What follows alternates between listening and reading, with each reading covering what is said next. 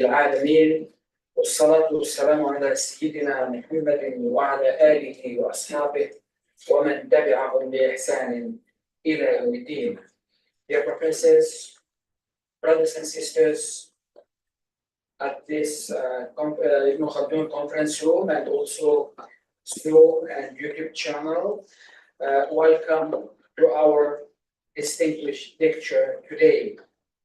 Today we are very much honored and blessed by Allah subhanahu wa ta'ala to have one of the scholars, well-known scholars and professors of philosophy, Professor Ismail Latif from Turkey.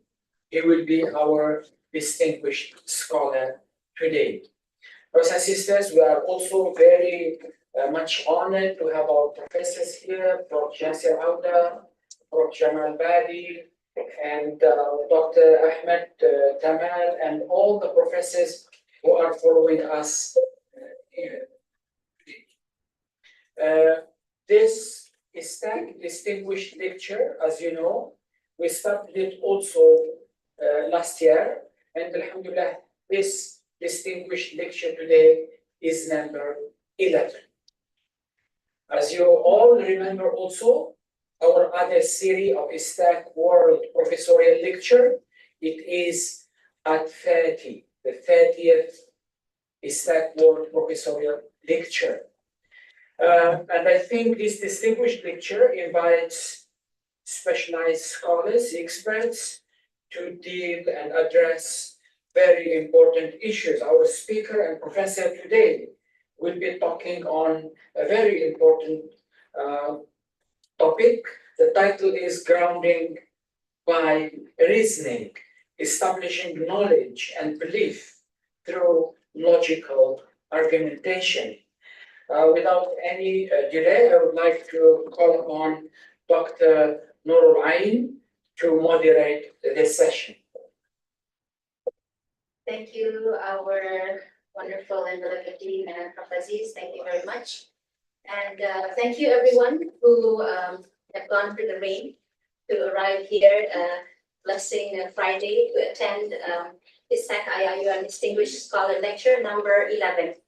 And today's topic is Grounding by Reasoning, Establishing Knowledge and Belief Through Logical Argumentation. It delves deep into the intersection of logic, of epistemology and philosophy, with a particular focus on how we can ground our beliefs and knowledge through sound reasoning.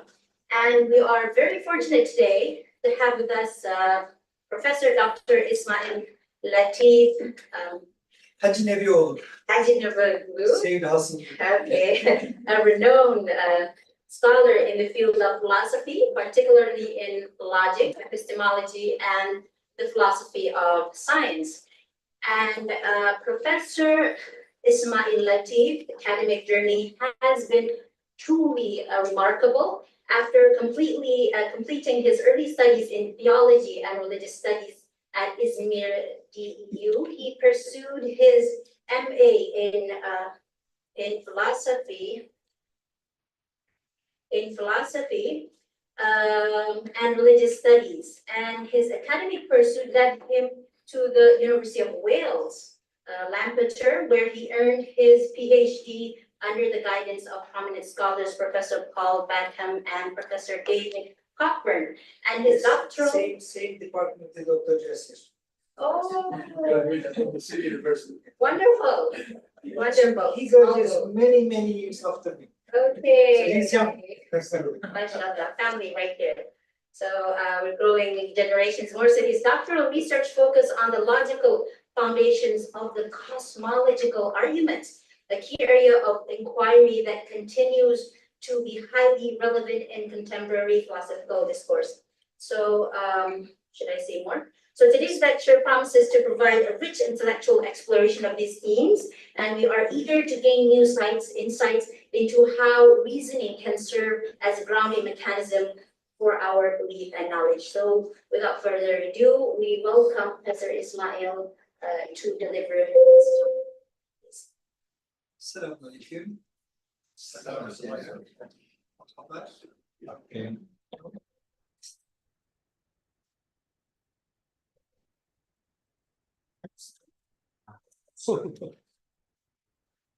Assalamu alaikum, it's Mr. Abdullah. Before everything, and I'm so much pleased to be with you, Istac. It's my honor to be with you. But I didn't know all the scholars would turn up. So sorry for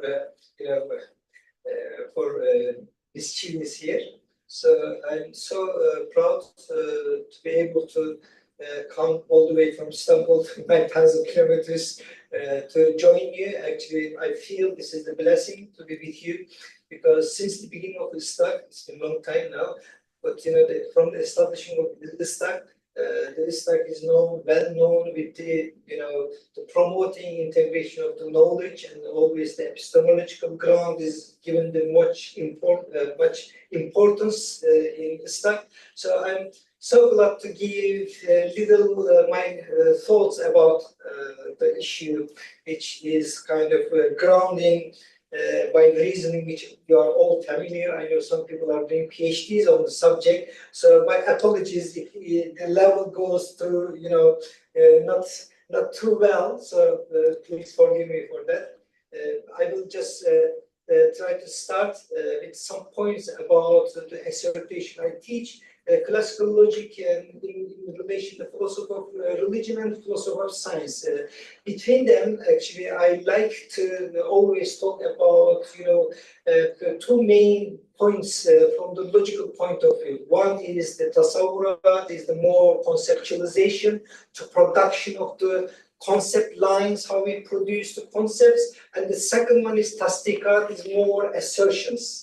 Or about propositions, how can we propose our thoughts through the statements? So what I believe, I will try to demonstrate here as well, what I believe that all our thoughts are flourished out of the concept, mafahim, and when they come out of them, all the thoughts flourish and will be put in the sections in the propositional attitudes. So propositional attitude will show us how much reason, how much ratio, how much kind of comparison things in our thoughts. So what I will try to emphasize here actually today, just to try to emphasize our epistemic positions about the certain assertions. When we make any kind of definition, we first start by definition of the definition, how we define the definition, defining of definition.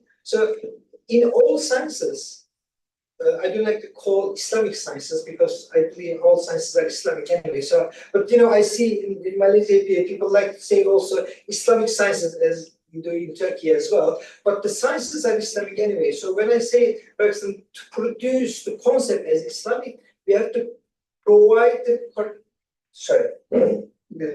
Sorry. Okay, I was thinking to get up, so I will not stuck here. Okay.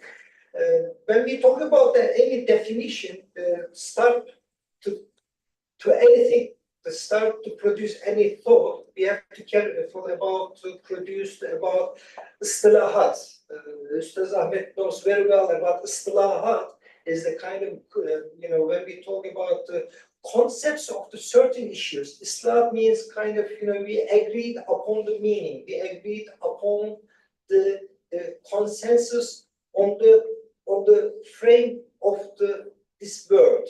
So when we mean something, all Sunni guys do the same thing, all the scientists do the same thing, all historians, all specialized subject matter requires to define the concept. So when we start the concept, we need to have kind of the basic structure of the concept, the verb. Any word can be taken as a concept, but what I mean here, I am aware of the epistemological roots of that definition. Since I become much aware of that concept, it becomes much more my kind of glossary. It becomes my istilah, which means we agree upon that concept. When I speak to somebody is out of communication, the other person, muhatab, the other person, should communicate with the concept. So someone who is saying Khatib and Mukhatab should have the line on the same line to communicate. That's something simple. But when we start from this point, we have to improve what is our relation with this word and with its connections. So when I say connection, I mean izafe and nisbeh. These are classical Aristotelian categories. And nisbeh, I'm sorry, Justin, you all know this. There's a basic knowledge. When we talk about the nisbeh, actually, when we talk about anything in relation to something, we are to be very clearly, with bayinah, with clarity, with openness, what is this relation? So the meaning of X should be connected to something clearly. So I should be aware of the nisbeh. When I say son, who is son? There must be father, and there must be grandfather. So this nisbeh should be clear. And if it is son, definitely we are to know by definition, by intrinsic position, this son should have mother, should have father, should have grandfather, should have this and that. So there are 2 points here. The one side for the nisbeh should be maybe physically, as it happened in this example. We are asking for if it is son. Whose son is this? Someone's son. But also the reason needs to seek where this connection or relation goes to where. So now we have 2 different things. Seeing through things. When I say reason, when I say see, normally see, I see something, okay, I see this, I see that. But when we talk about epistemologically, actually we are starting to mean something else as well. Seeing through with mind, seeing by mind. When I talk about this, it's always interesting. Every human being can see by the eyes. Okay, my uncle was blind, he couldn't see, alhamdulillah. But normally we see with the eyes.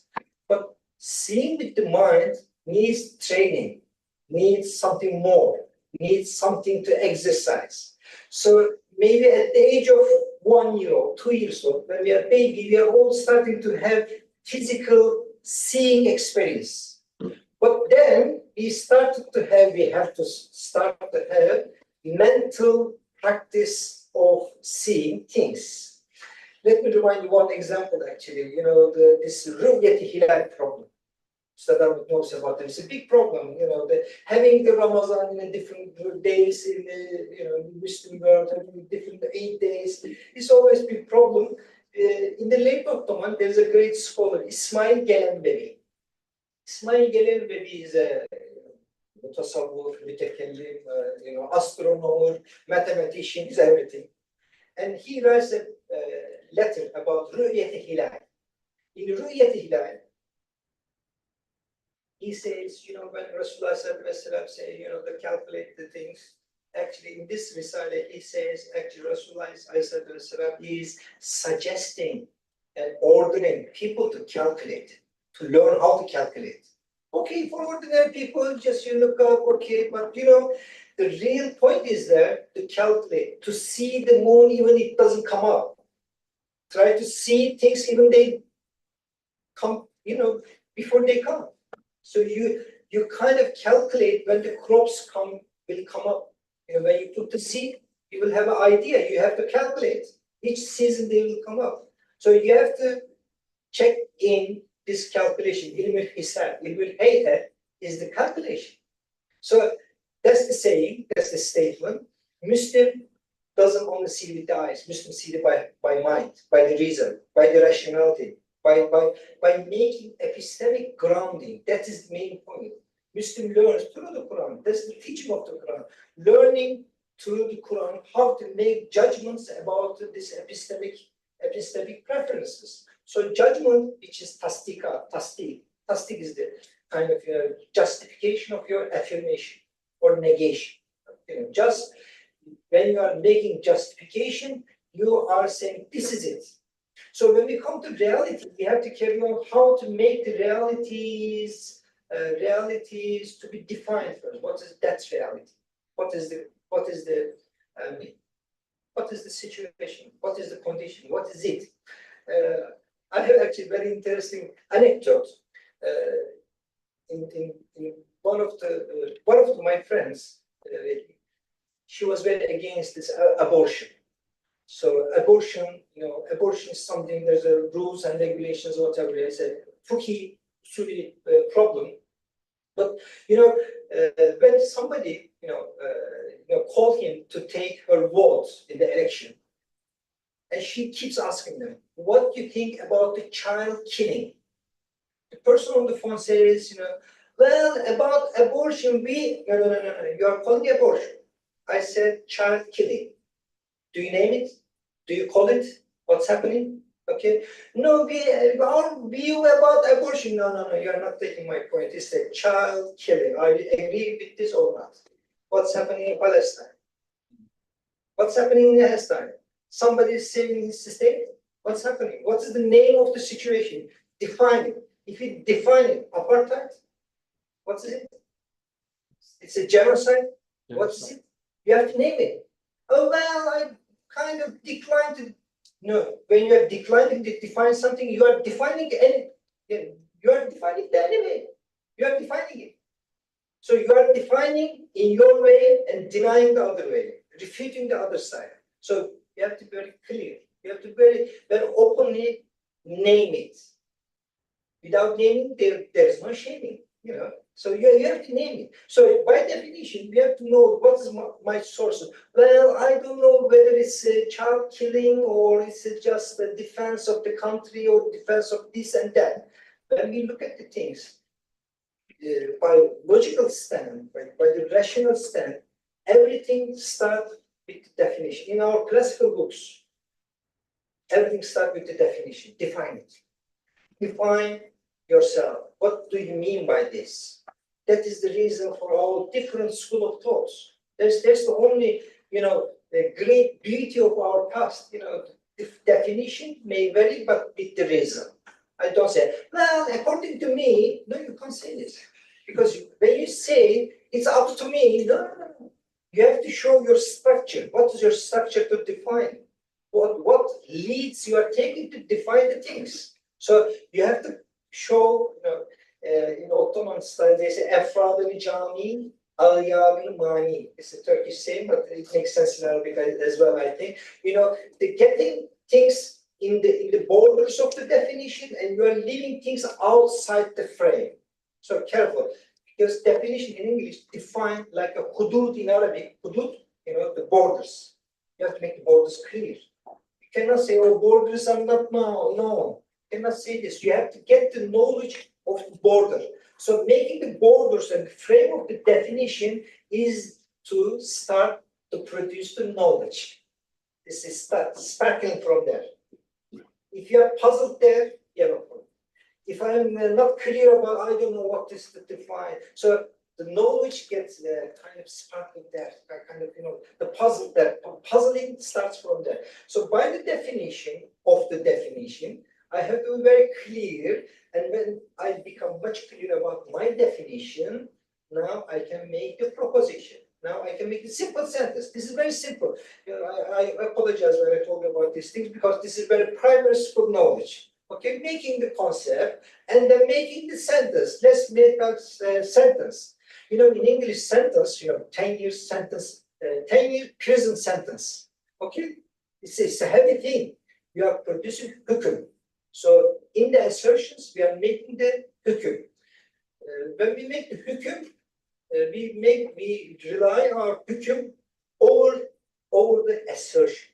So when I have a sentence, it's supposed to turn to proposition. In order to turn to proposition, because I'm proposing, this is it. This is glass. Okay, this is glass. When I say this, which means I believe this is glass. Does anyone think when I say this is glass, when I say this is glass, do I mean actually this is a pen? I say glass, but actually this is pen. If you start believing in this way, if you start seeing this way, there is something going on there. When I say this is glass, I mean it. Otherwise, you will think I'm some sort of, freaky person, When I say this is pen, you never think, you normally wouldn't think, I mean glass. So when I say this is it, this is it. So when I say this is it, I put assertion. When I put my assertion, it is actually my proposition, which means my sentence. So which means my hüküm. So all you are here, when I say this is my pen, you think I believe in this pen.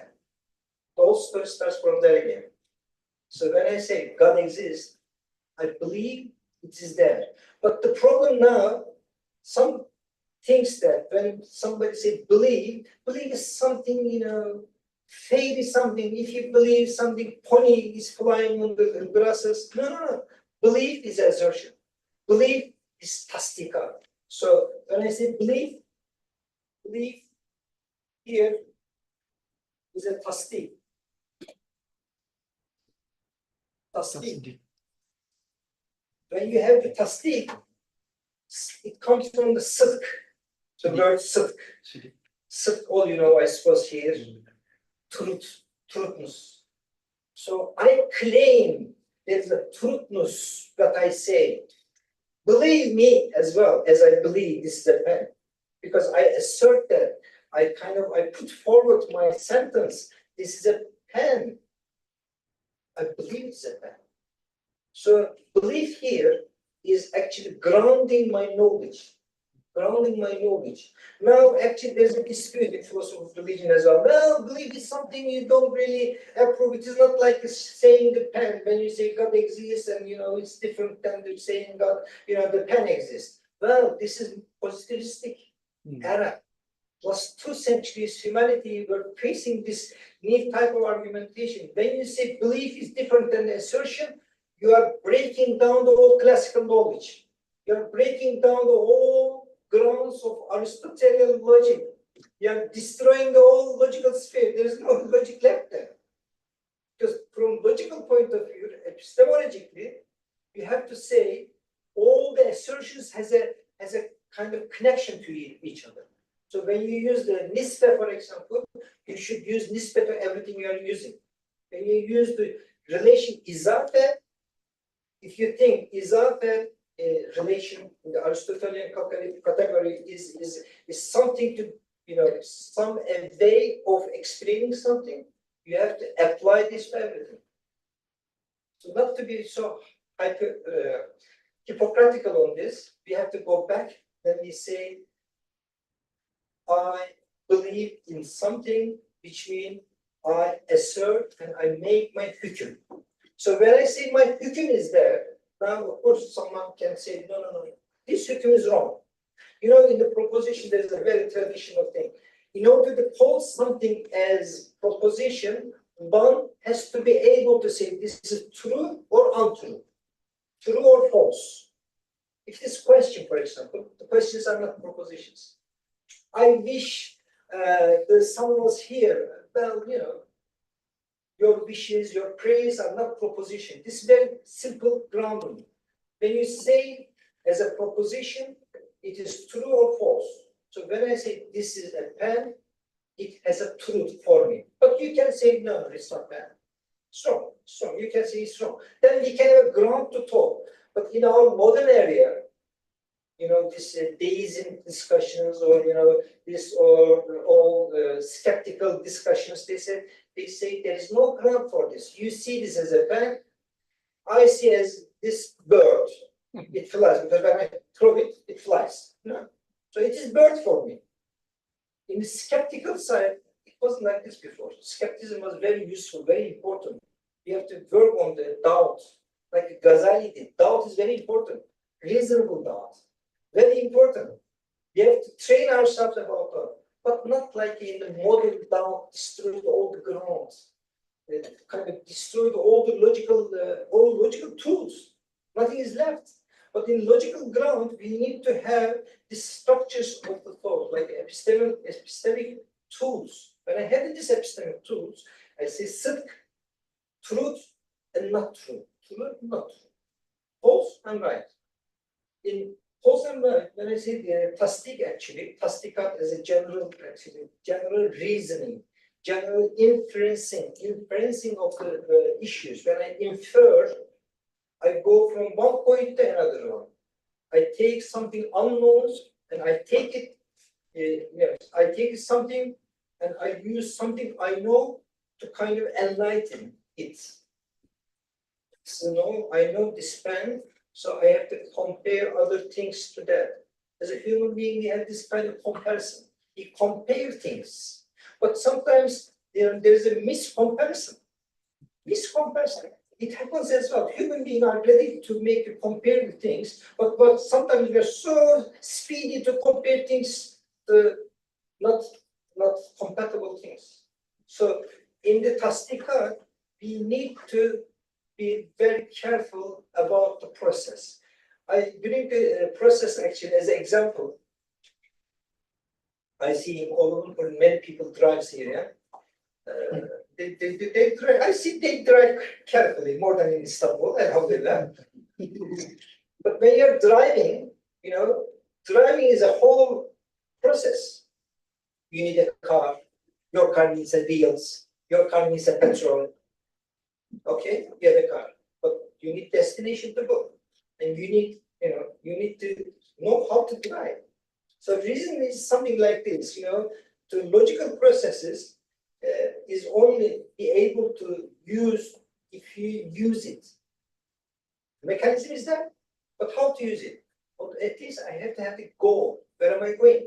Where am I going? Why I am thinking this way? Why I am defining this concept? For example, about Palestine, some people deny to make the definition. Well, you are denying it. You are kind of lacking of doing it. So why I am defining it? Which thoughts I am trying to produce? So in the inference, I should have aim. In the books of Dawabit, Adab al-Bahs wal-Munazara, in our tradition, Adab al-Bahs wal-Munazara, the classical way of dialectics of the Muslim logician also writes many books about, Galandevi has the book as well, Adab al-Bahs wal-Munazara, kind of discipline of thinking, discipline of making research, kind of research techniques and, the debate. So when you have a debate, there must be kind of aim. When you have an aim, why am I using my reason?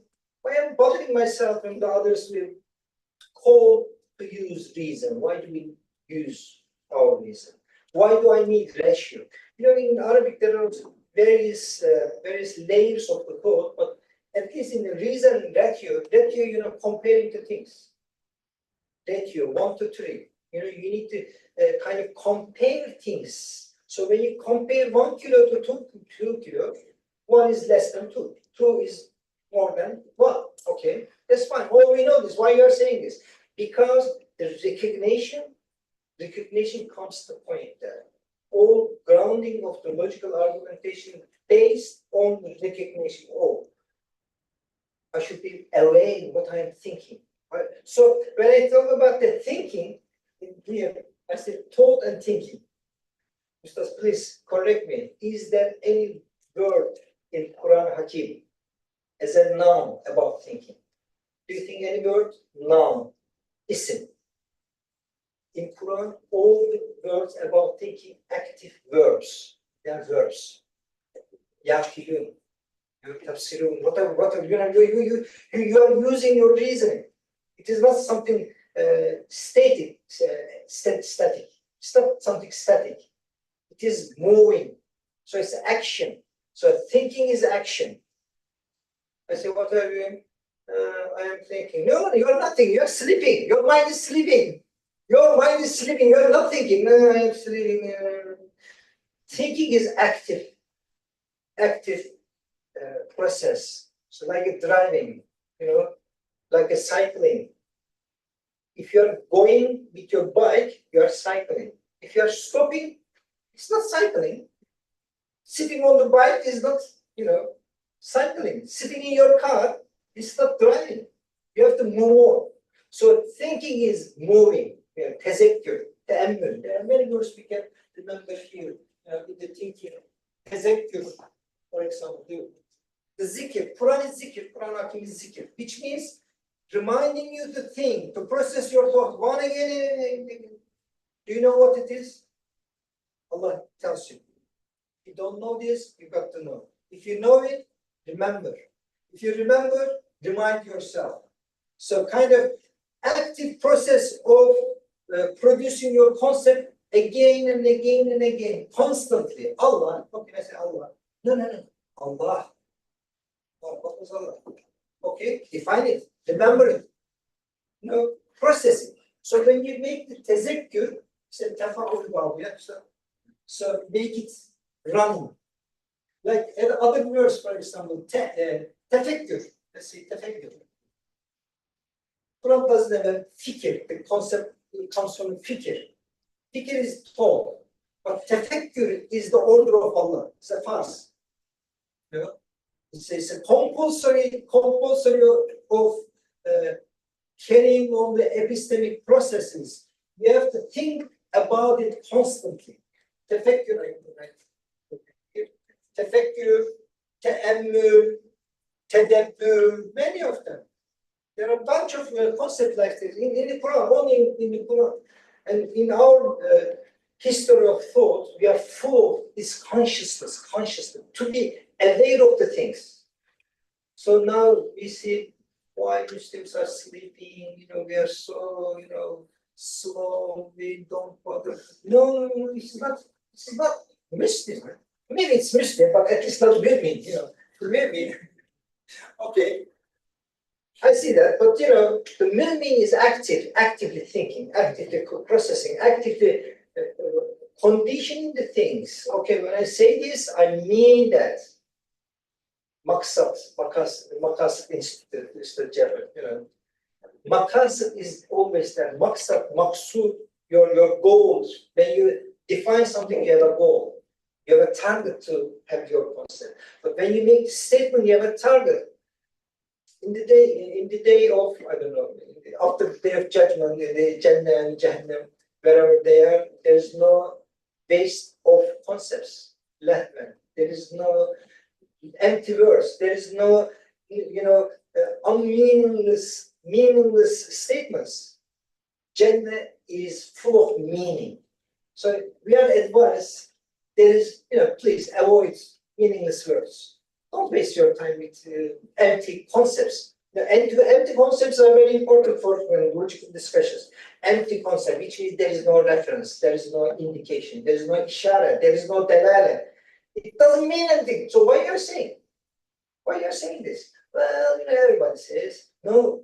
In logical point of view, when you say it, you have to mean it. When you mean it, you have to process it. Process it within the realm of the knowledge. Realm of the processing of knowledge. So again, in the our time, we kind of dismantle all the knowledges. Scientific knowledge, religious knowledge, historical knowledge. It is actually all integrated each other. From the logical point of view, they should come all together. You shouldn't separate it. If you even separate them, okay, by maybe pedagogical purposes, you may separate them. But in fact, the knowledge cannot be separated. Knowledge itself is integrated because we have only one mind. And my mind is same with your mind. But my position to work my mind in a certain way and purpose may be different than yours. And I may neglect something. I may forget something. So when I forget, I shouldn't forget my tasdik, my sidq. My sidq should go always there. When I said this is a pen, do I know what I mean that? I should be. If I am not aware of them, I'm wasting my breath and I'm wasting your time as well. I should be aware, it should be meaningful. You can blame Muslims with anything, but you cannot blame, the purpose of producing meaning is always there. Everything should be meaningful. Words are meaningful. Our actions are meaningful. Our presence is meaningful. Our future is meaningful. So when Muslim acts, hopefully acting of thinking, when we act, when we think, we think through. In Tadabbur, for example, Tadabbur, to think something from the front and behind. From the all the aspects, we have to consider how we can think about it. So in this sense, when we talk about the meaning in action and the production of the thought should be always in line. Production line should be always keeping on. But sometimes, when I forget, insan is forgetfulness. I may forget. When I forget, I face the logical fallacies. So I have to keep in mind, do I make logical fallacy about my concept? Do I make any mistake about my statement? So in our age, revival of thought, actually, these places are very welcoming these ideas, revival of the thoughts. How can I revive? Revive is, in this context, what I'm talking about, actually, which means refresh my definition, refresh my statement. Okay, 15th century, what this been said, Alhamdulillah, it's fine, it's our heritage, we should carry it, but also we have to find our statements which comes from our needs of time. The zeitgeist, the spirit of the time. So when we talk about the things, the needs and the features and our actions even have differences than 50 years ago. So we need to refresh. What is my arguments? There's one saying actually in the past, the scholars, alhamdulillah, they were much respected, I think, in the past. So if any sheikh says, this is it, Muridan and the followers is okay, alhamdulillah, okay, he said it. Ghazali said, alhamdulillah, okay, he said it, so we follow. But in our age, people have much more critical mind. Critical mind, I think, has two faces. When we talk about any epistemic ground, critical mind may destroy skeptical ground. So which has its hazards. Okay. But the other side, from the good side, I believe, Quran is the most critical thinking book. Criticize how the Mushrikeen has taught. Criticize how you define things. No, you think this is this, but it is not. So you think this is the only word? No, you are mistaken. Quran is criticizing the processes of thoughts at the time of the Mecca and since Quran is criticizing. So ask questions. Don't buy just somebody tells you because it is as it is. No. Even say, Ghazali says, take it in consideration and check it whether the concept is right, whether the statement is right.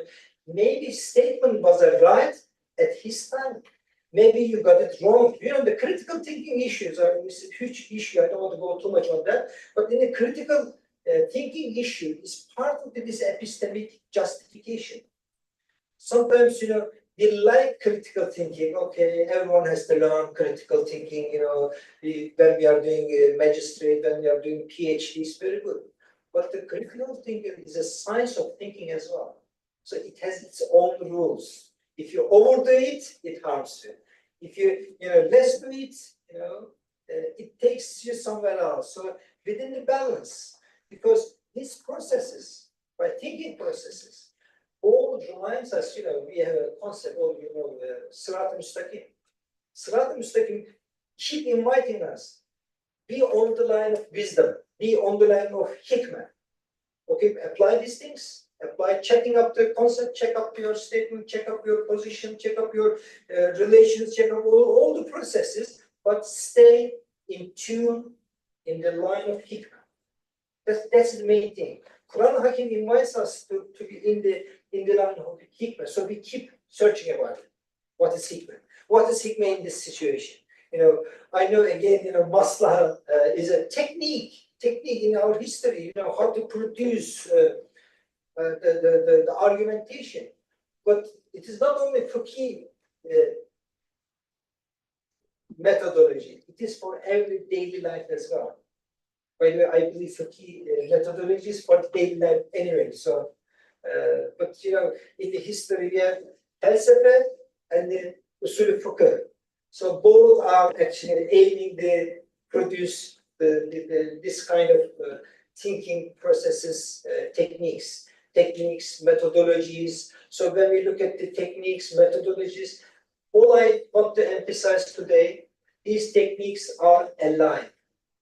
They are not dead. They are not corpse. If they are corpse, Islamic thought, if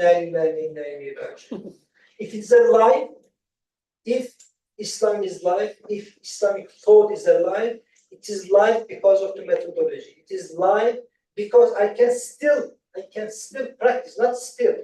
I practice it, I experience it in my present, in my presence, in all my presence, in the presence of moments. Every moment I should be aware of my concepts. Every moment I should be aware of my statements. Because epistemology is for seconds. Next second, maybe you flew away somewhere else. So I stick in here. I stay here. I stay in tune. I keep refreshing it, but on the same line. I don't know this screen. What kind of screen is this?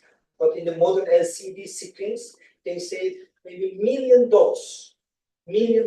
So every minute seconds, I don't know this one, the feature of this one, but every minute second lights come, appears and gone, appears and gone. So it has to come maybe 1 in a million second or something. I don't know if anyone knows, please let me know as well. Every millisecond, this screen should demonstrate the light. I want to take this resemblance to our minds. Every millisecond, I have to refresh my thought.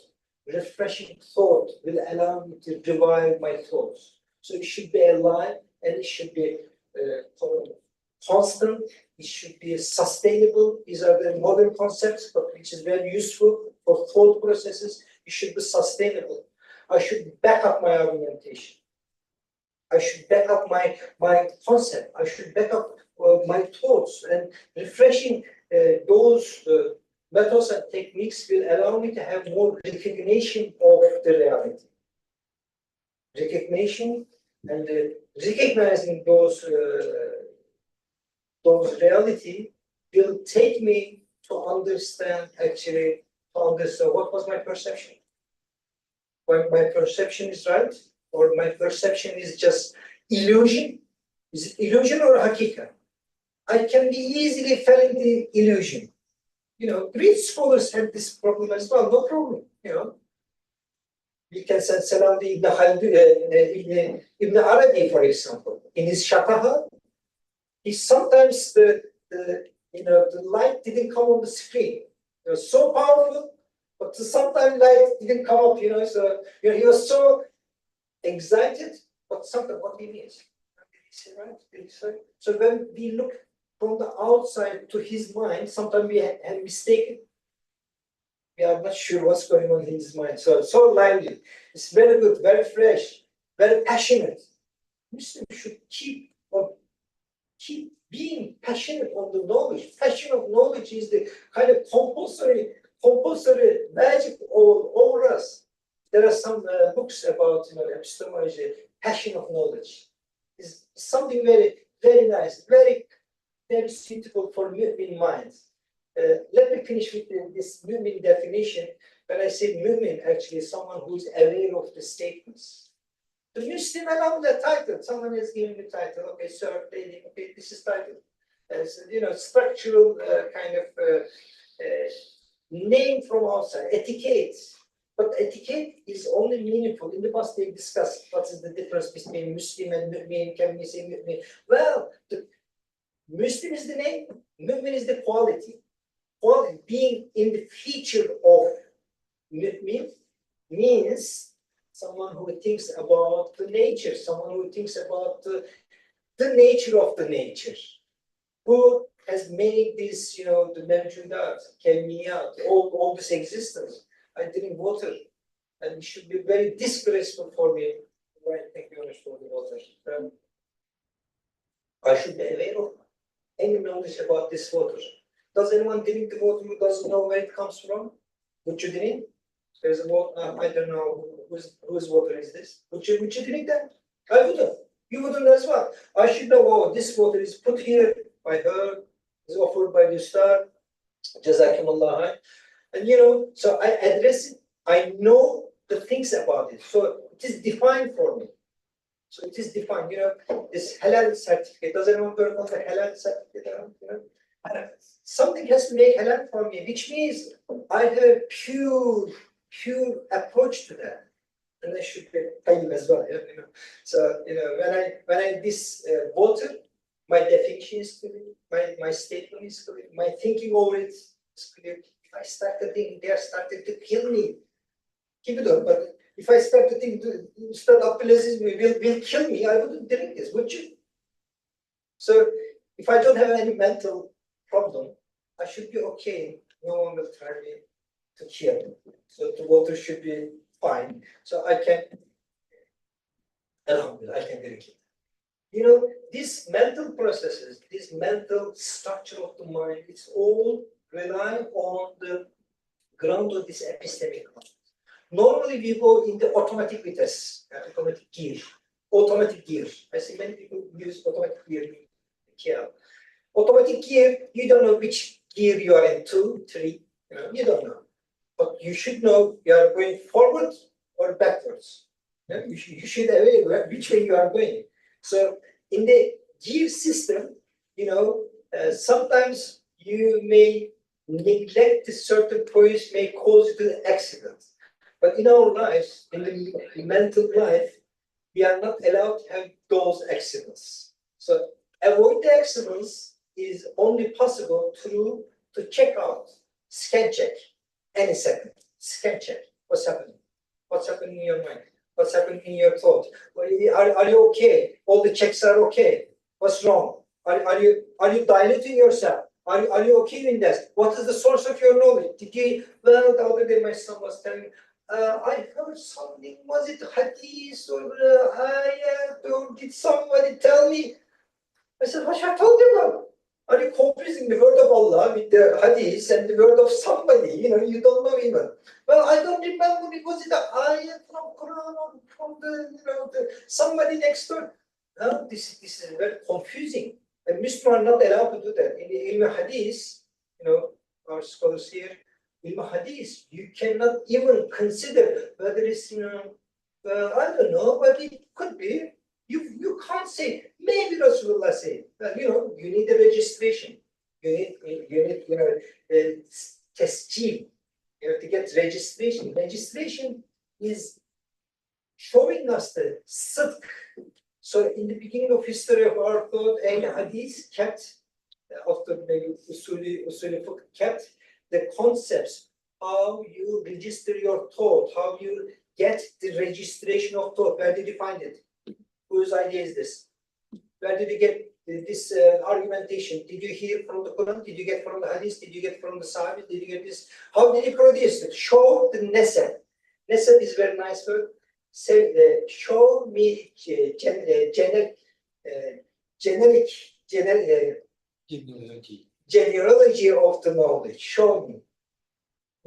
So the showing this genealogy allows anyone to continue to approve the thoughts. Same for concepts, same for statements, same for any production of the thought. So let me finish. Please allow me to finish with this one. So I'd like to emphasize here. Are you right with the time? So and in the production of the thought line, we have to be aware, we have to wake, we have to be conscious. We have to be constantly checking out all those ideas. But the most important things, I shouldn't forget myself, because I am the responsible for my thoughts, not the others. So I thank you very much, all of you, allowing me to share my thoughts. So my thoughts are the possibility with the weaknesses and the falsity. So please forgive me this. And forgiving means here, you have to show me how it was false, how it was produced wrongly. So it will be much benefit. I will be more thankful. Jazakumullah khair. Thank you very much.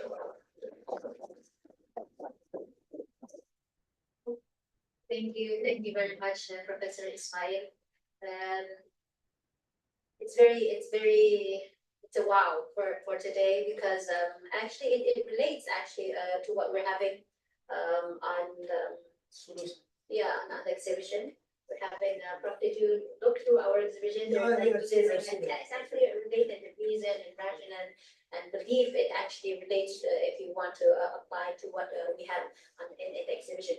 So for the conclusion, Professor Ismail Latif, he emphasized the foundational role of definitions, tasawwurat, in establishing knowledge and logical argumentation, highlighting that clear borders or hudud are essential for understanding and grounding beliefs. And from these definitions, we can form judgments, tasdiqats that align with maqasid or objectives to ensure our reasoning is purposeful and structured. And he stressed the importance of intellectual renewal, urging us to continuously refine our concepts to avoid fallacies while integrating critical thinking within the framework of divine wisdom.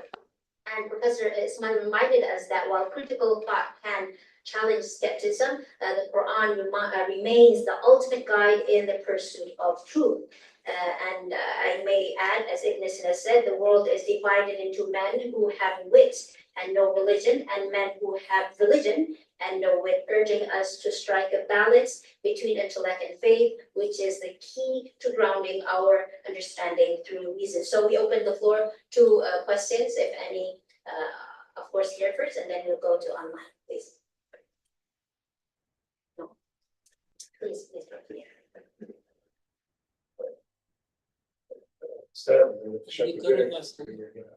Very interesting lecture.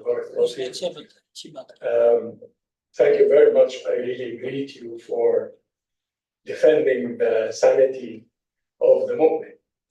What you are doing is defending the definition of the definition and the nature of nature. And this is very important against the relativism that modernism is bringing to the mind in terms of logic. And relativism, as you might agree with me, ends up with deconstruction and nihilism rather than stopping there at relativism. I also greet you for the insistence on the substance of what we think and what we do and to define them. I also greet you on centralizing the Quran, Jazakallah khair, in where you are coming from. And I believe that what you are proposing is very important for our youth, especially in the age of relativism / postmodernism. It is very important for our sanity as believers. And I really appreciate your input and your thoughts. I have a question for you that has to do with a special case of what you are talking about that perhaps is much needed for basic research and high-level strategy, which is how about we, at that level, and for these purposes, for the purposes of strategy and basic research, how about we loosen the definition a little bit and go beyond al-hadd wal-rasm or the al-jami' al-mani. So exactly, because once you get into the level of thinking of basic definitions, your Aristotelian kind of approach would not hold, even though it is very important for the movement, as you are saying. I totally agree with you, and I think it's very important. But like when we deal with physics today, we are redefining matter. Someone might say, no, but matter is an objective reality. And well, objective reality is modernism. Even before that, matter has a حد. فالتعريف، ما هو التعريف? We are now, as we're doing basic research, we are realizing that leaving the تعريف open is very important to be able to develop our sciences. And I would say the same thing about the sciences of the Sharia. Because without leaving the definitions open, then we are only copying from the fiqh of the past and not producing the fiqh that we need for our reality. And it doesn't mean that we define marriage in order to bring in zina, but perhaps define it in a better way than it is defined in the books of fiqh as a aqd that has certain shurut and all of that, into defining by the purpose, defining marriage according to its maqsad, and defining perhaps the matter according to its maqsad. And that's the kind of work I personally do. I wanted to share and hear your thoughts about that, in which, as much as I'm keen on the sanity of the believers and going against modernism and postmodernism, I'm also keen on shaking the Aristotelian worldview, because the Aristotelian worldview is going to keep us stagnant, fiqh-wise. So what do you think of that idea? Well, It's no, very it's long a question. very big question, actually. Very challenging question. Very challenging about the situation, because in one way that's the problem with historicism and modernism, postmodernism stuff. You are urging, like in the critical thinking as well. You are urging for critical thinking, but you see the side effects of critical thinking as well. You are asking to change, divide, but also you see there's a classical definitions there.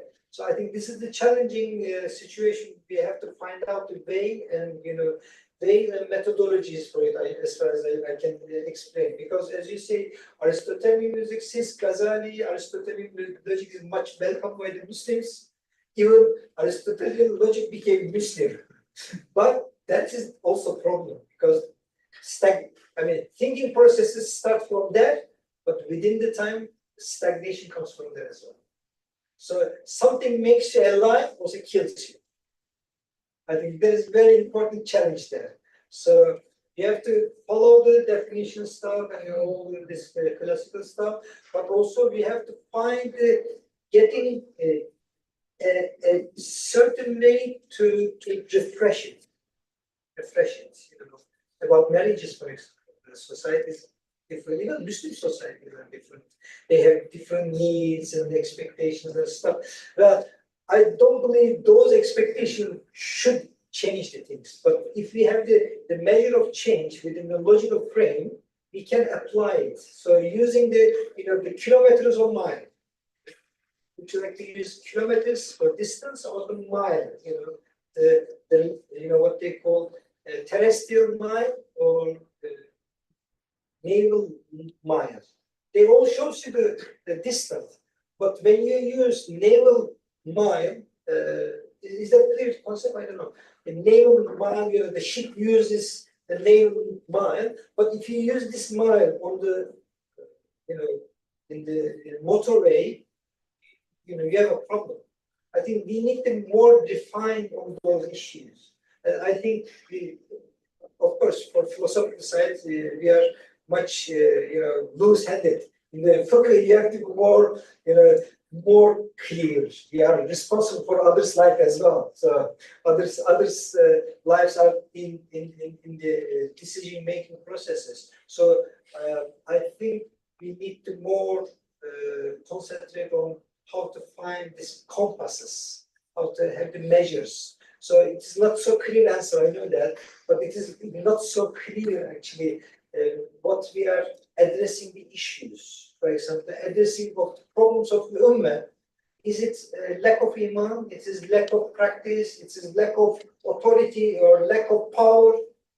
what is it? We have to name all these things, and some people like this, some people don't like, so some people have their own tendency to define the problems. But I think that one of the glory from the historical this methodology, they were able to refresh it, they were able to revive it within the centuries. So we need this time. But in order to get this time, we need to purify our minds, because the worldview which had Nazar, our perception of the worlds are filled up with many secularism are only in our minds. All this, the worldliness in our hearts, and the practice of things in our daily life is there. So we cannot deny this, it's there. So sometimes we have hundreds of veils towards the Quran, In order to reach, we have to take this veil out, veil out, veil out. So maybe for the methodology, we need still more time. But I think we definitely be seeking these answers. So not only one answer, we have to produce answers. But in order to produce answers, we need to have more argumentations. We need to produce arguments. We are lacking production of the arguments. What are our arguments for the existence of God, peace, and that? What are our arguments about, certain issues, modern issues, classical issues? We all hear LGBT. What are our arguments? No, it's wrong. Okay, it's wrong, but what is your argumentation? How do you explain this? How do you explain this to your fellow Muslim? How do you explain this? Your fellow non-Muslim? How do you explain this? What is your argumentation? How do you kind of compile the statements? I think that is the biggest issue. So we need to concentrate, on those questions you are asking. What is the magic? What is the methodology? What is the technique? What is the way? And we didn't much actually check up our argumentation as well. We say things, but what is the result? We don't know. Maybe we'll see 20 years later, 30 years later. I tell my children, oh, this is this, that you have to take this argument, but I don't know what will happen 20 years later, 30 years later. In the 1 century time, what will be the results of my argumentation? Do I still produce Quranic way of thinking?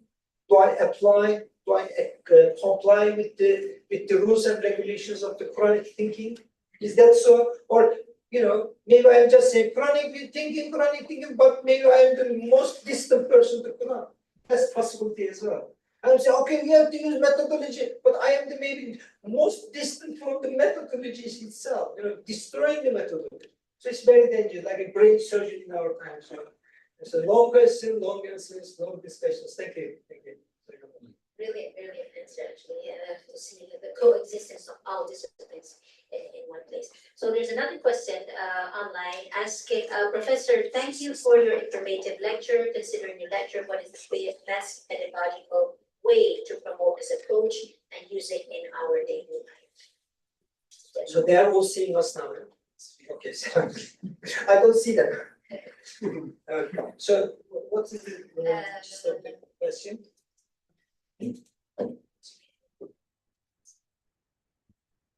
Pedagogically. Well, it's another thing. I have friends. They have integrated knowledge foundation, majority of just. They have something like this 5D thinking. They are trying to suggest a way of thinking processes. This 5D, they have a web page as well. 5D thinking,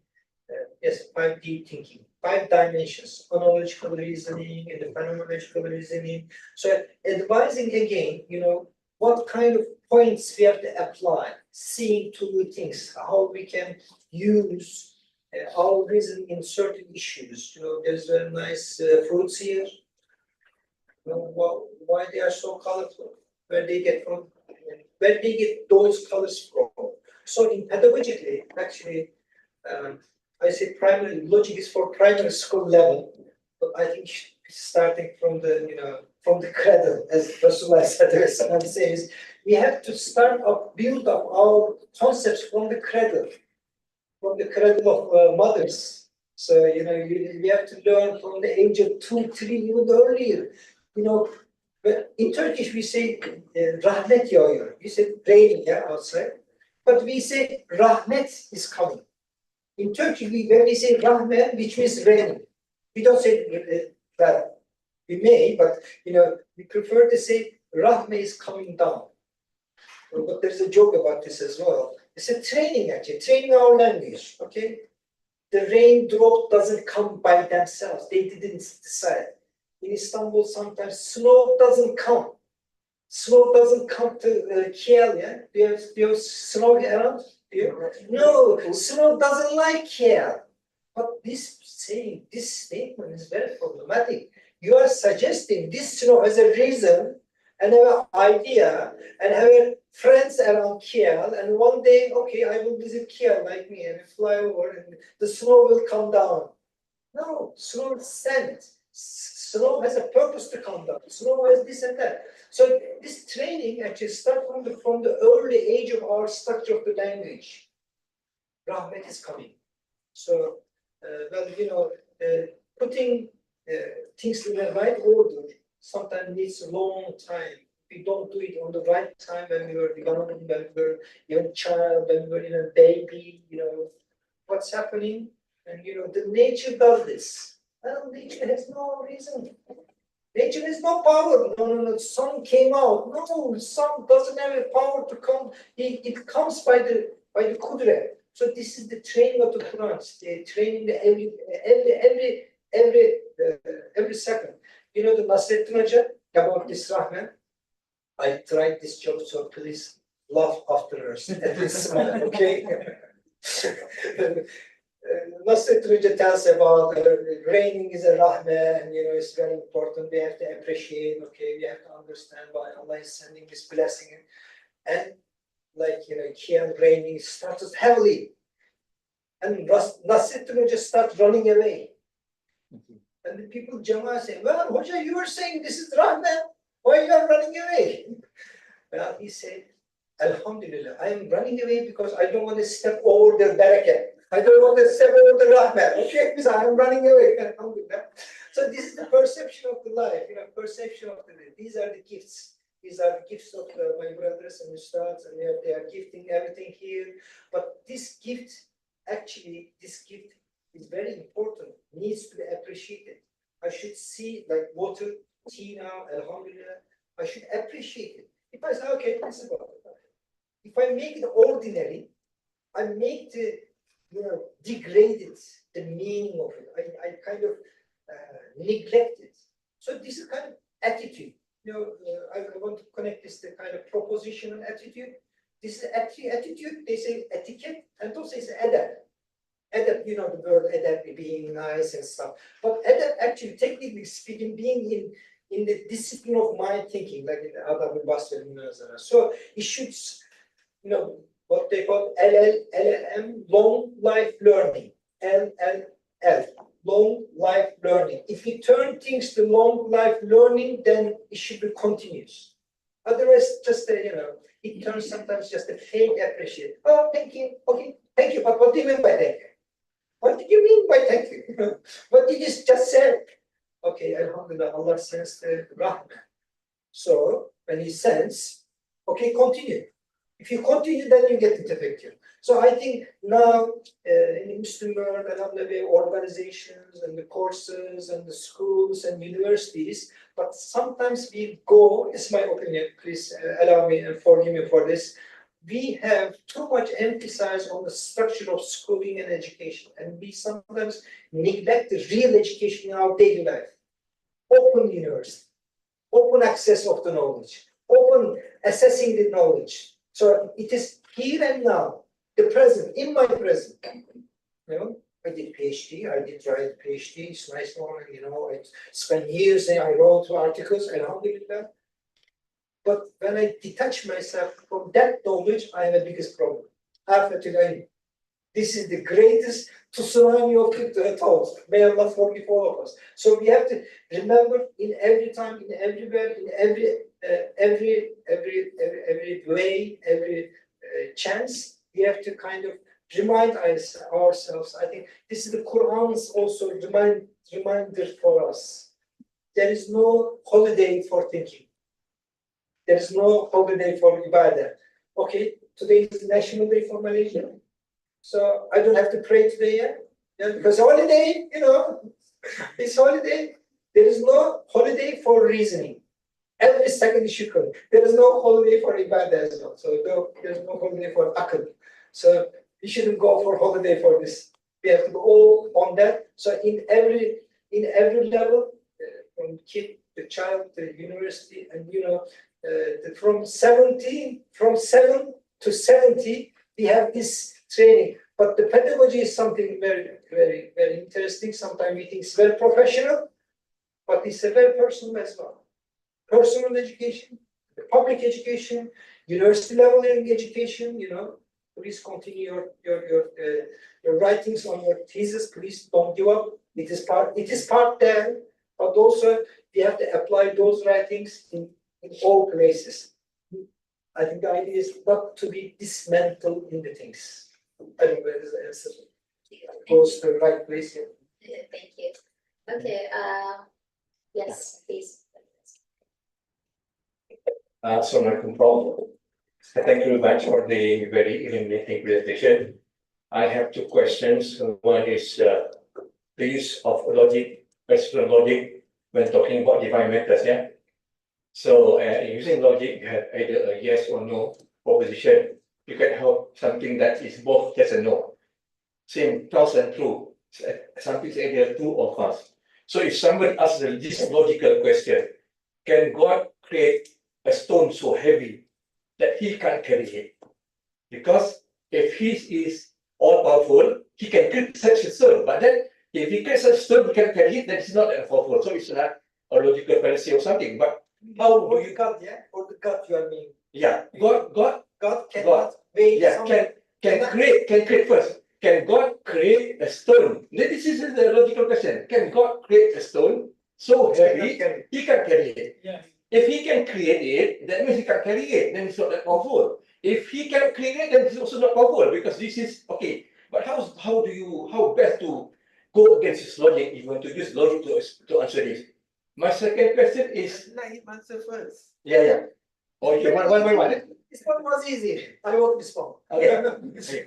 But this one is actually because when you are able to respond in that kind of question, the structure of the question is wrong. Okay. So you spot the line, mistaken line on the question, then you are easy with this. You cannot ask, you can ask this question by the recognition of that this question are misleading construct. So misleading construct of this question can be changed. Of course, it goes the paradoxical and rhetorical one. If it is rhetorical, you can say anything rhetorical, no problem. But as long as you are aware it's rhetorical, as long as you are aware it's paradoxical, Allah orders the justice. But we all know there is no justice in this world. We all know this, but this is the training. So Ahmed also is working about, Fukah based on to produce justice. But we all know in this world, none of us will reach justice. So why all Fuqaha is worrying about this? There is no justice. You have all prisons, but those prisons will not solve the problem of injustice. So what we do, we kind of try to make the thought, okay, this is the reality, but I have to work for this one. There's a paradoxical question. Because there is no injustice in this world, so I can do my injustice as well. No, you can't say this. Why you cannot say this? Again, because of the logical grounds. You have to have very clear statement. The justice has to be solved. Justice has to be followed. Even you cannot reach to that. I know Hakika is something I didn't reach the Hakika. I don't claim I sit here and I got my Hakika. Okay, you have to follow me. No, I'm not saying this. I'm working for Hakika. I'm trying to struggle to understand what is Hakika. And I'm sharing my ideas about how to reach the Hakika, but also I'm inertly aware I won't be reaching the Hakika حتى يأتيك اليقين. فاعبد ربك حتى يأتيك اليقين. Until you see the reality itself, the yakin is also the concept of logic as well, shows the clear certainty. I reach certainty, but when I get real certainty, someone will show me. Someone will show me. When I die, inshallah, I am expecting to get the certainty at the time. But the certainty, well, not like the skeptics, as I'm following the same line. Certainty has to be solved by everyone anytime. But with the humbleness, maybe, with the modesty, I am still seeking. So in that question, for example, these are tricky questions. They are rhetorical questions about, for example, again, rahimahullah, for shuhada in Palestine and everywhere in the world. And, we know they are shaheed. They are saying, inshallah, they are shaheed, be happy. But we don't want them to die. We don't want them to be killed because I don't want them to be killed. No, we don't want them to be killed. But when they are, when they are tortured and happened, we say, alhamdulillah, shaheed. So problem of evil. Allah knows all of this. So why he stop? He's not stopping this. This is the question of problem with evil. Well, Allah can stop and Allah will stop. There is an end for this, like anything else. It will end. So why does it stop now? Does he not have a power? Does he not do this? But the question needs to be worked out. For grounding reasonable discussion is one of the biggest discussion about kalam and the philosophy of religion. How do you solve the problem of evil? The mesele shar meselesi. And when we talk about these things, actually, we have to be careful which line of thought goes from one point to another point. So, for example, in this one, if I get axiomatic statement, Allah is just. Do we believe that? If Allah is just, it's just about fine. If Allah is not just, then we have a problem. Do you have any other suggestion? If He is not just, do you have other way? Suppose Allah is not just, what are you going to do? Allah is unjust if He was. I don't believe He's unjust. He says He's fair and He's just. Why I am believing this? Because axiomatically, by definition, Allah is just by definition. It cannot be otherwise. But you keep saying, well, if He's not unjust, no, He's not. If this was a bird, okay, you say, if this bird, does it fly? When it flies, does it hit? Alpaslan, can you hold it? It's flying. Flying pen, flipping pen. It's flying. No, you're joking. You're joking. The pen doesn't fly. And you keep asking, well, if it does, what happens? If it does, it hits me. It hits Alpaslan's head. So we need the helmet. We need to put our helmets in the hole because the flying pens, may hit your. This defies the logic. Defies the logic. The logic, kind of put forward. There is axiomatic ones. And people say, is it dogmatic? No, it's axiomatic. This is something different. You have to have your ground. If you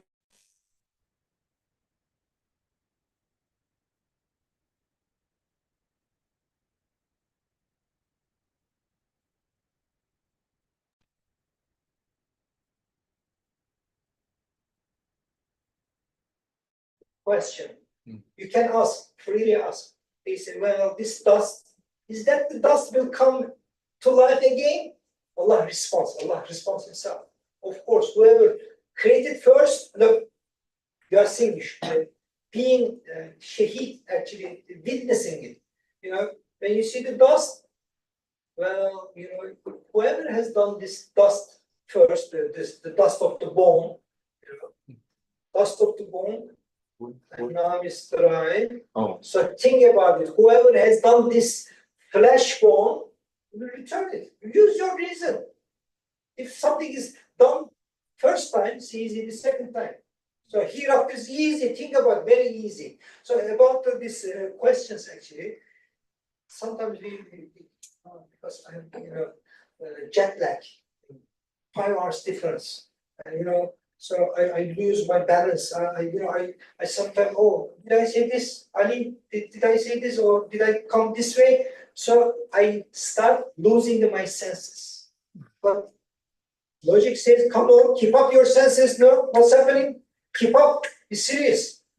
Be serious. You remember, if you have this axiom, don't forget this axiom. For example, Allah is the creator. So if He is creator, He is the owner.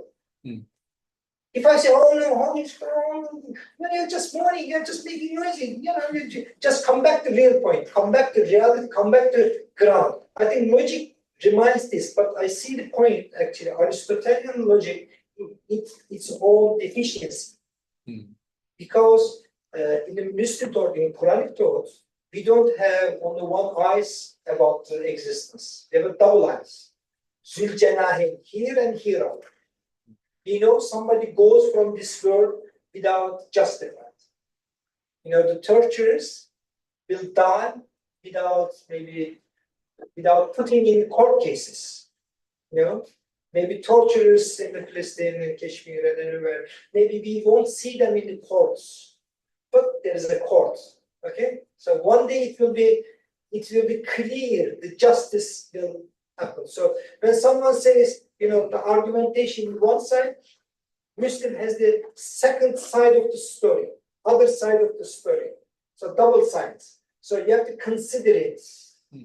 Okay, 2 plus 2, this is my joke actually. 2 plus 2, what is it? 2 plus 2?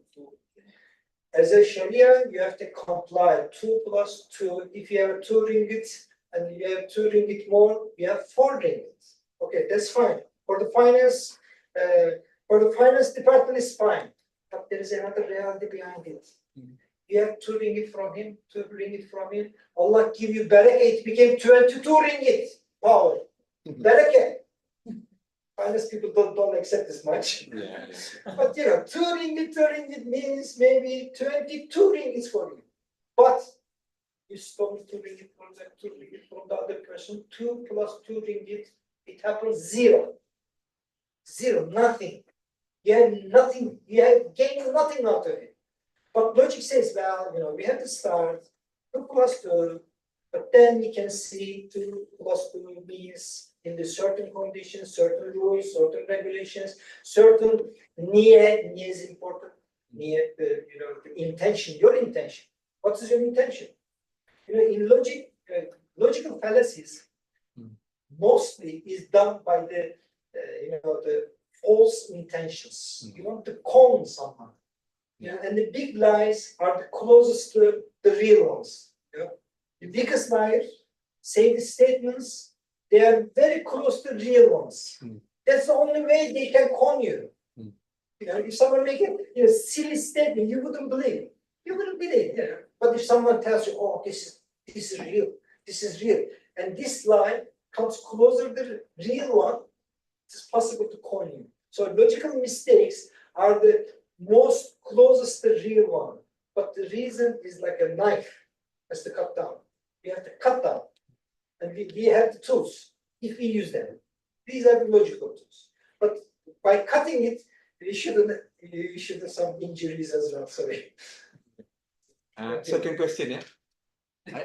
Let me just because I've been with Istac 6 years now. Okay, and I've been to many functions. This is the second time somebody with a long hair sits there. I know this is personal, but this is about being comfortable in your own skin. How does it affect your logical thinking? If this is what makes you thinking flows, and somebody forces you to cut your hair because of some dogmatic university rules or whatever, how does it affect you? Badly, I suppose. Yeah. Okay. Okay. Beautiful.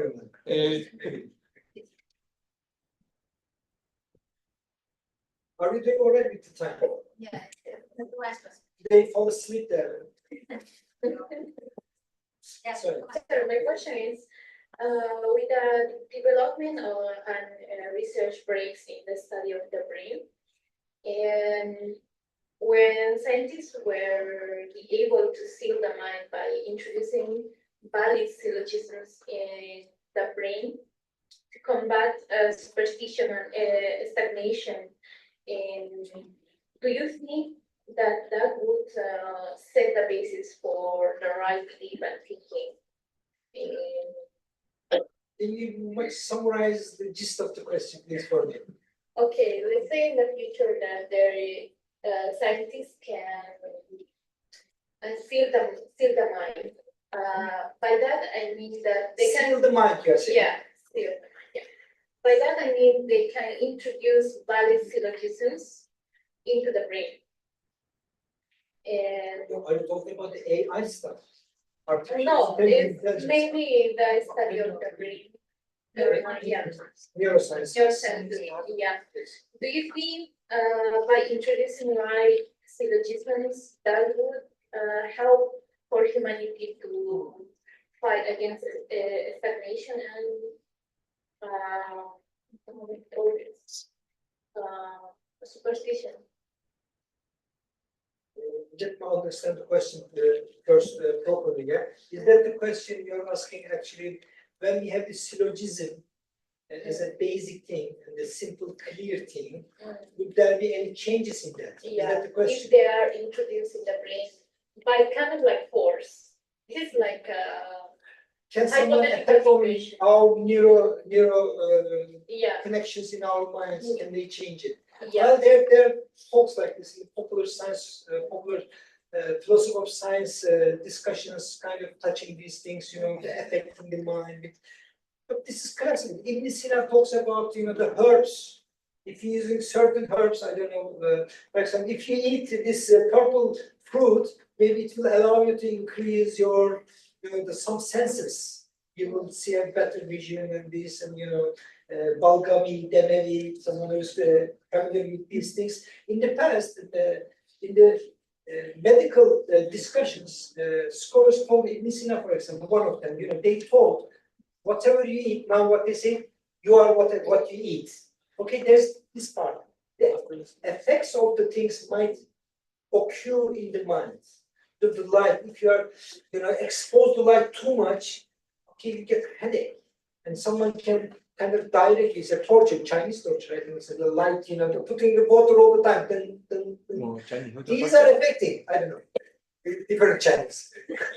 Not politically correct how much maybe. But the effects on the mind is possible. When we are fasting, we are trying to affect our body and mind. We are trying to control it.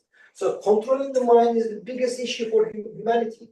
But the controlling should be with the good intention. When you control yourself, you are trying to, you're trying to avoid this and you're trying to do that. But if you are asking the bad intention of the neuro changes, they are talking about these things as well. From the, the satellites, they will send the kind of things over your mind, they may affect. These are kind of popular side of the story. But if one day, because LSD kind of chemicals are affecting human body. If you are using narcotic kind of things in your body, and it may affect. Even if you have a cigarette or something, it affects. If you are having a certain person on certain time, but the point is, we as a human being, we have a kind of certain structure of the thought. I think, as far as I see, so we have to keep them clean out of those big mega effects. But people may try this. Maybe, maybe brain surgery, they say if you have a heart surgeon, if you have a brain surgeon, your character changes. These are all arguable things. Arguably, these are there. But for my case, for syllogistic reason, this is very simple structure of human mind. It will not change. And I can say this very clearly because as long as Quran Hakim is there, we will go to hereafter with this structure. I don't mind others, but we all go to day of judgment with this syllogistic way of thinking. And we think things in that methodology. We may change them, we may kind of elude them, we may kind of isolate them, and some people want to, for example, there is a pill, no, there's nothing like this, but there is a pill you will give someone who became an atheist. You will give and became a Muslim. Well, these are fantasy. But those fantasies are indicating actually how much important are syllogistic reasoning. We have to keep up on, even it doesn't have to be Aristotelian. I have a book about Buddhist logic. Buddhist logic, I feel in the 11th century, 12th century, around this south part of the world, there was so much relation between Muslim and Buddhists. And Buddhism owes too much to Sufism. You know, maybe in this exhibition, I don't know how much they show, but in the Buddhist Dignana and Dharmakirti, they're great logician, great philosophers, 11th century, 10th century. And what they do, they put argumentation, negation of the negation. So when you see, for example, there are Sufi interpretation, you know, when you have this 2 plus 2, well, you don't need to. Whenever you need, Allah will credit you 222, 200, 2000, so no problem. So Buddhists have borrowed this kind of logic as well. It is logic as well. In the paradoxes, for example, paradox may become also the logical rules and tools. So if anyone wants to kind of change this, you know, sister, you know, this 5D glasses, what happens? Did you try? You try? When you put these glasses on, you cannot walk. You kind of you fall. You cannot stay, you know, straight. So your vision affects you. So protect your vision. Protect your mind. Protect the knowledge comes over you. Internet is flowing. I am under tsunami of the knowledge of the internet comes to right, wrong, false, everything is there. So some people will try it. The satanic knowledge will always there, will try with every way that they can do, anything anyone can do, will try. But you will try as well. You will try the purity of your mind. You will try to protect your mind. And now, you know, protect your mind from the false foods. Not only fruits, food for thoughts, thought foods. I have to protect my mind.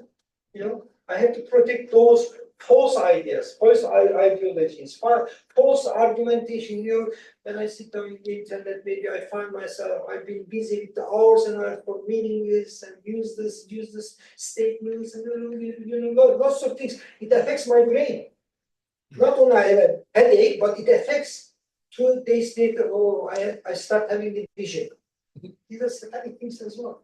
You know, you start having the vision. Well, if the if the stone hits the world, what happens? You all die. You all die. And you know, this is Vesvese. This is a very weak way of thinking process. People produce Vesvese always. What happens? If you lose your health, if you lose your money, if you lose your status, if you lose, you know, this is satanic Vesvese. And the Vesvese is the lowest way of thinking in the ground. So Vesvese is groundless thinking. But in the brain, they may show you some imaginations with the drugs. I can see some imagination. Okay, I am flying over the. But you know, as a human being, we have to stand up for our humane rights to be able to think through things. If the nutq is the traditional nutq, reasoning is now being actually used for nutq. So nutq makes us different than the animals. May Allah protect our nutq. May Allah, our nutq should be blessed and flourished. And we shouldn't allow anyone, anything, including Elon Musk, anyone, anywhere in the world. They are not, or they are not supposed to interfere our natural fitra. No one should touch my fitra. You know, if anyone touch, no one should be allowed to dirty my mind, not my memory. You know, in the modern techniques now, we can construct new memories.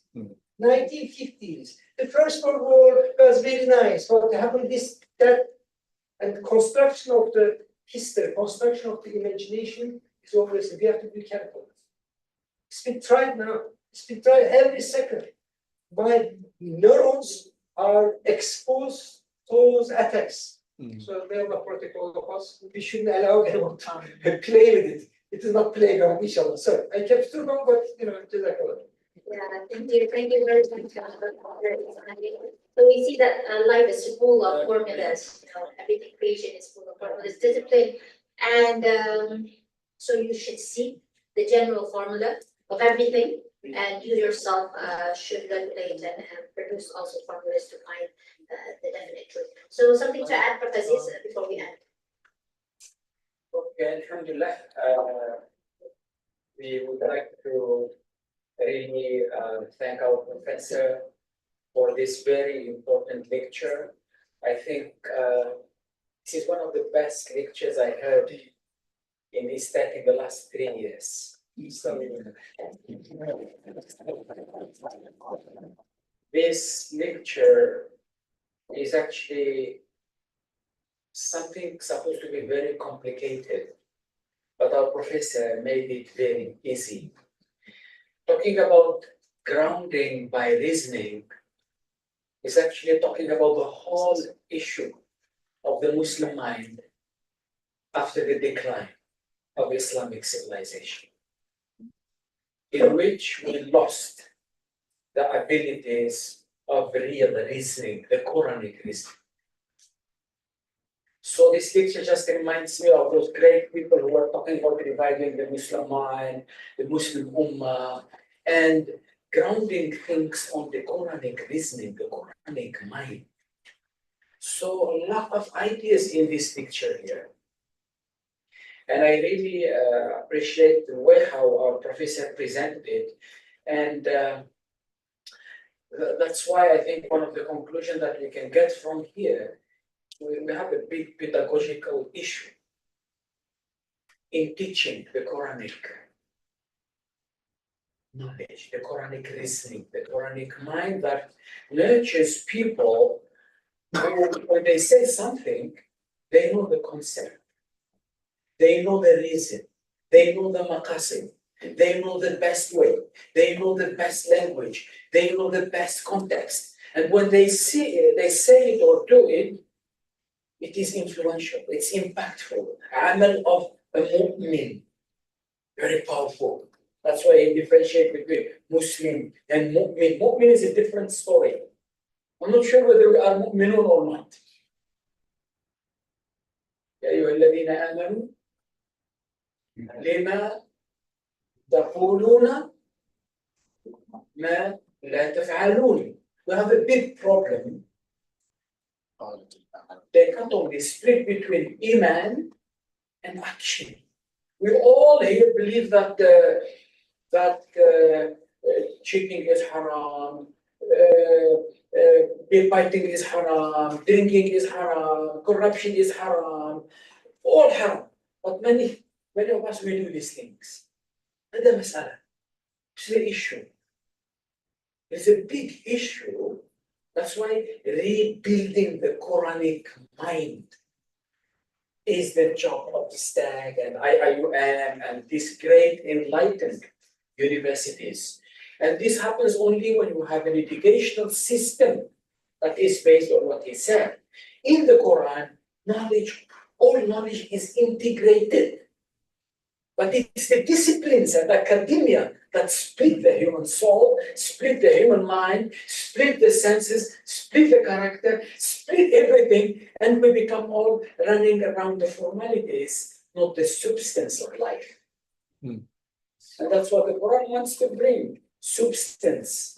That's why I think a lot of good ideas in this lecture here, we need to build on and move forward, brothers and sisters. I think one important thing mentioned by our professor to remember and take away with you is that Imam Said Nursi, I think he mentioned this 5D model of this Institute of Integration of Knowledge in Turkey, and in many places they have this 5-dimension approach where they teach people the analytical thinking, existential thinking at one time. Imam Nursi, all his project, all his Rasail al-Nur, A lot of things are there, but based on one very strong epistemological principle in the Quran. That is what he calls Iman tahqiqi.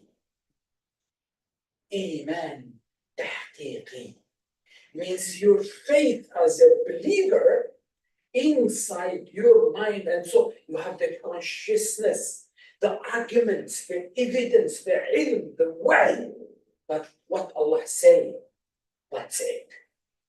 And you do what Allah subhanahu wa ta'ala say, because Allah is the creator. So Iman tahqiqi is an Iman that is based on argument, on evidence, on burhan, not on emotion, not on just anyone get ChatGPT. This is, you lost already your life. You lost already the sense of life. You become materialistic. You become postmodernist. Because you don't have Iman tahqiqi. The Iman that is based on everything happens around you is based on the sunnah of Allah, the laws of Allah. There is nothing just happens haphazard. So, brothers and sisters, a great thank to our professor for all this wisdom. And I would like to thank all our great participants who are in the Zoom for 1.5 hours now with us and the YouTube channel. And I think before we end, we want to give the certificate and a token of appreciation to our professor. And after that, we have a group photo to remember this professor and to remember you all, because 20 years later, you become like the followers of the Sahaba. But the Sahaba of Istac-Iium, okay? Let's have a photo. May God bless you all. So let's see the ceremony.